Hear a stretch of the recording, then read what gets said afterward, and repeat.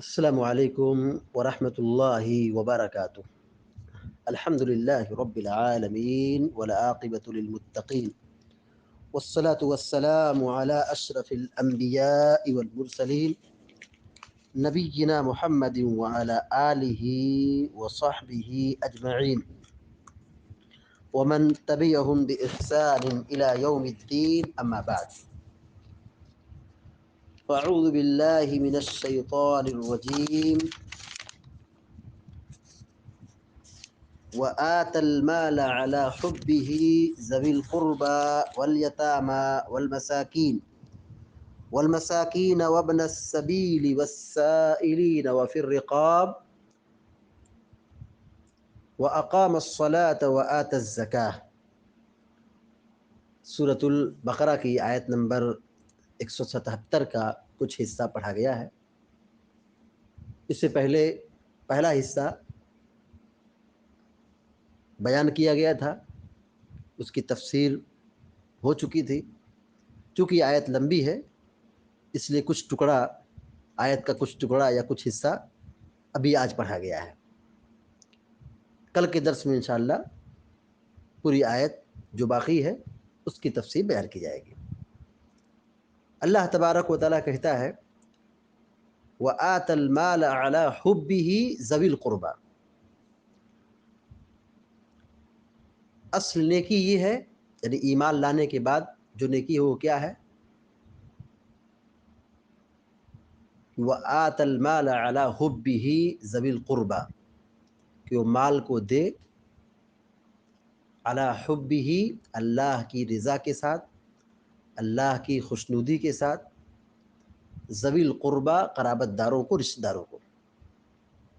علی حبہ میں ہو کی جو ضمیر ہے، اس کے بارے میں اہل علم نے دو تفسیر بیان کی ہے.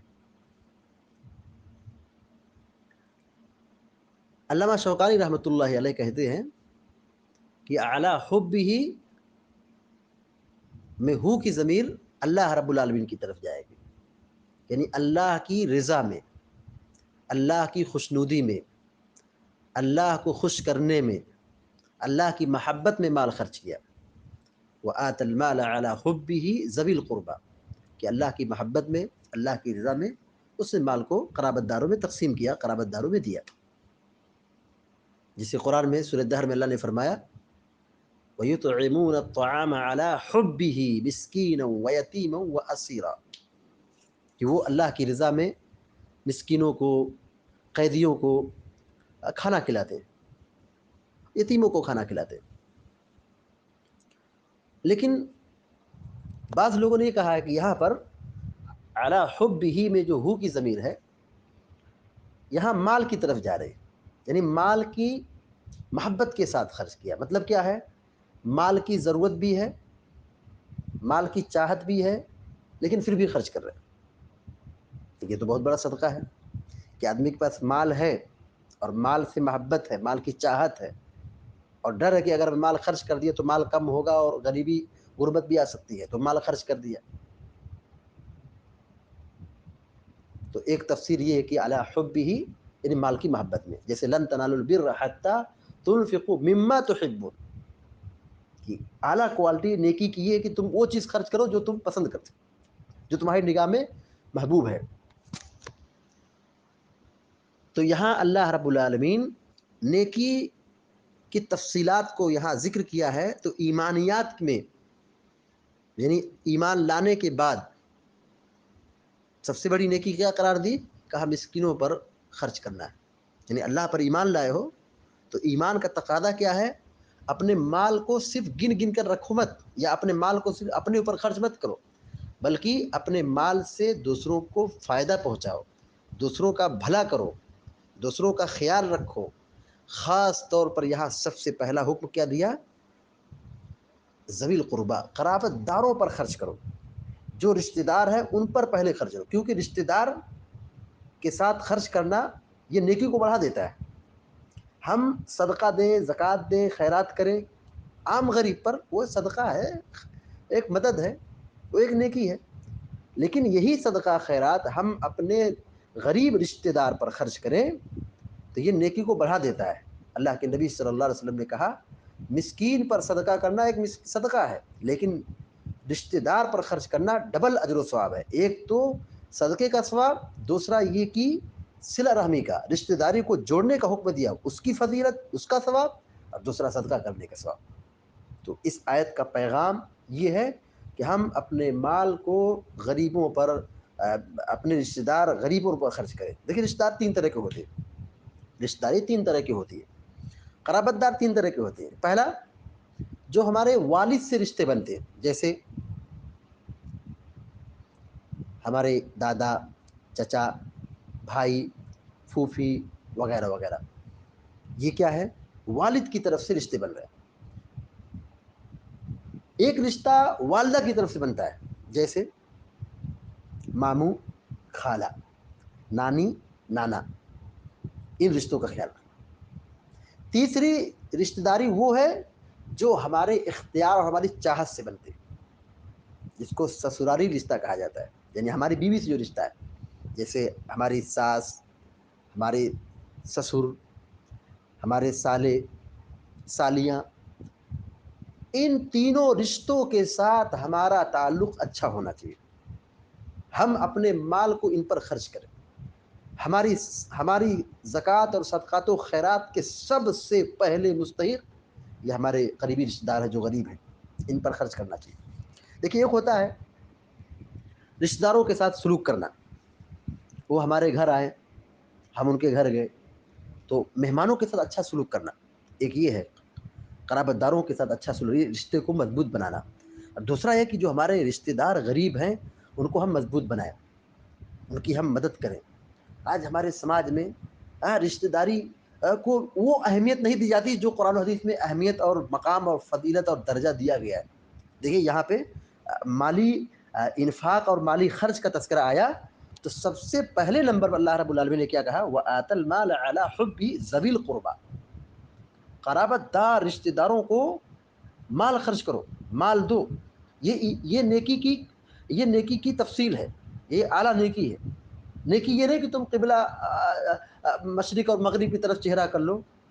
اصل نیکی کی کوالٹی یہ ہے کہ اللہ پر ایمان رکھو، آخرت پر ایمان رکھو، اور فرشتوں پر ایمان رکھو، نبیوں پر ایمان رکھو، آخرت کے دن پر ایمان رکھو، کتاب پر ایمان رکھو، اور پھر مال کو دو، مال کو نکالو، مال کو صحیح مت رکھو، مال کو خرچ کرو مسکینوں پر، رشتہ داروں پر، نمبر ایک۔ والیتامہ، اس کے بعد کہا یتیموں پر، یعنی جس کے ماں باپ نہ ہوں، بچے چھوٹے چھوٹے ہیں، اب ماں باپ کا سایہ اٹھ گیا ہے، بے سہارا ہے، اللہ تعالی ہم سب کی حفاظت فرمائے۔ بتائیے اس بچے کے لیے کتنی پریشانی بڑھتی ہے، کتنی تکلیف ہوتی ہے۔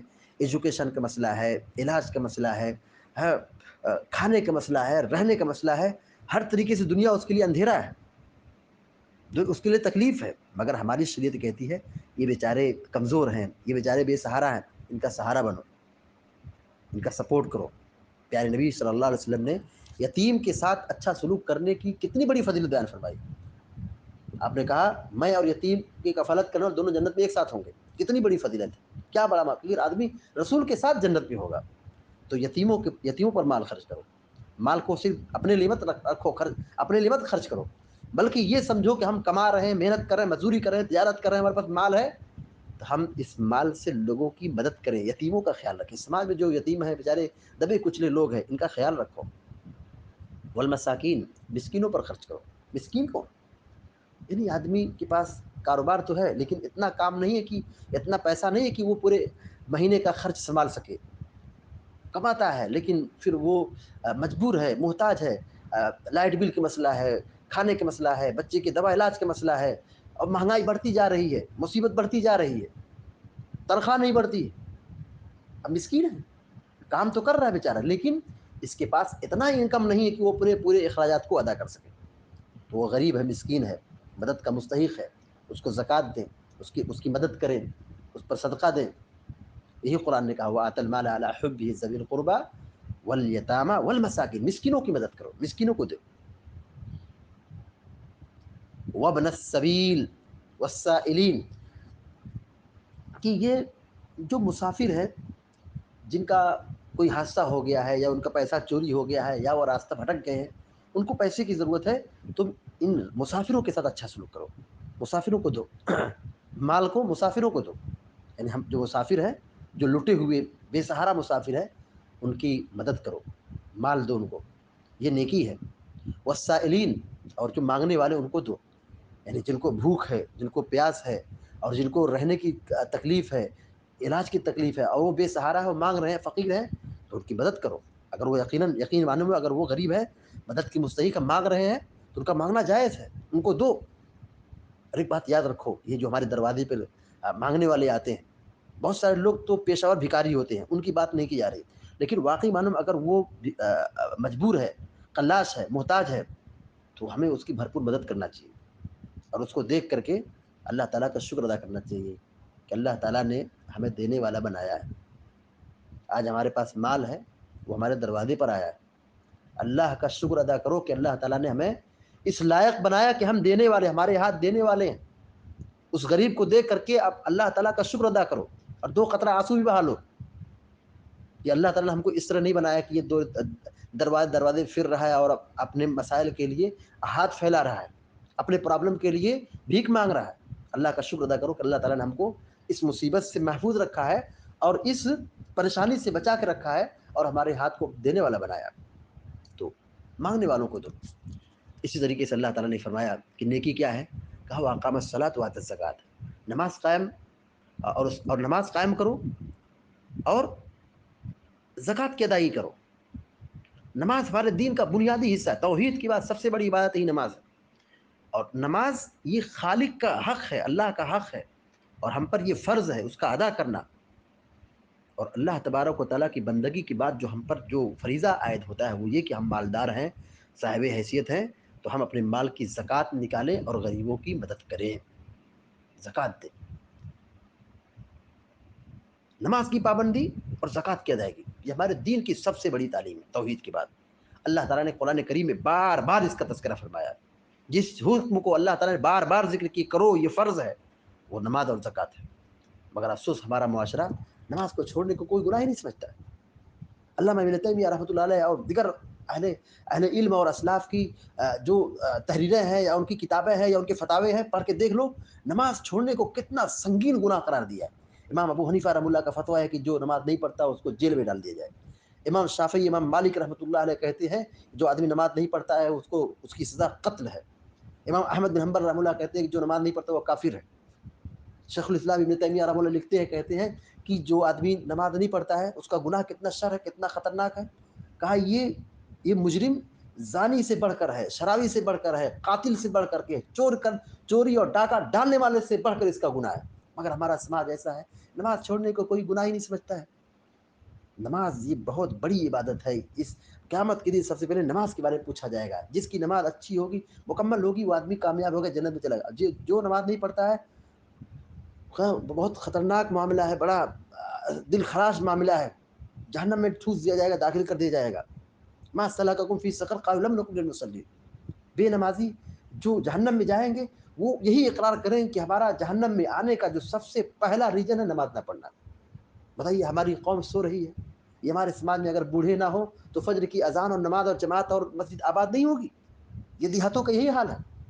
ہم سب کی یہ ذمہ داری بنتی کہ ہاں اللہ تبارک و تعالیٰ نیکیوں کی تفصیلات کو اس آیت میں سمیٹ رہا ہے, بیان کر رہا ہے. ہم اس نیکیوں کو سمجھیں, ہم اللہ کا حق ادا کریں, مخلوق کے ساتھ بھی مخلوق کے ساتھ بھی اچھا سلوک کریں, اللہ کی عبادت بھی کریں اور اللہ کے بندوں کے ساتھ بھی اچھا برتاؤ بھی کریں. ہم نماز کی پابندی کرنے والے بھی بنیں اور اپنے مال سے دوسروں کو, غریبوں, مسکینوں, بیواؤں اور جو کمزور اور سماج کے دبے کچلے لوگ ہیں ان کی بھرپور مدد کرنے والے بنے. یہ اعلیٰ کوالٹی ہے ایمان کی, یہ اعلیٰ درجہ ہے ایمان کا, یہ ہے اصل نیکی. اللہ تعالیٰ سے دعا کہ اللہ تعالیٰ ہم سب کو, آپ سب کو نیک عمل کی توفیق عطا فرمائے.